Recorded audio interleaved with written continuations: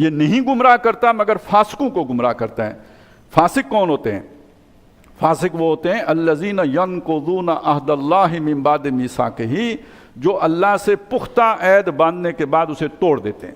یہ عہد توڑنے کا مطلب کیا ہے؟ یہ ہم جا کے سورہ مائدہ میں سمجھیں گے۔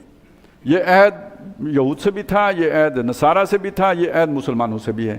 کیا ہے؟ قالوا سمعنا واطعنا، اللہ کا کلام ہے، سنیں گے مانیں گے، جو اللہ کا حکم ہے اس پر چلیں گے۔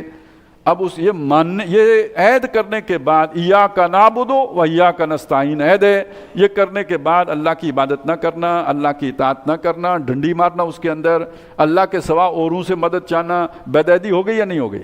اللہ کا عہد توڑتے ہیں۔ وَيَنْقُضُونَ مِن بَعْدِ وَيَقْطَعُونَ مَا أَمَرَ اللَّهُ بِهِ أَن يُوصَلَ، اور منقطع کرتے ہیں، کاٹتے ہیں، توڑتے ہیں اس شے کو جس کو اللہ نے جوڑنے کا حکم دیا ہے۔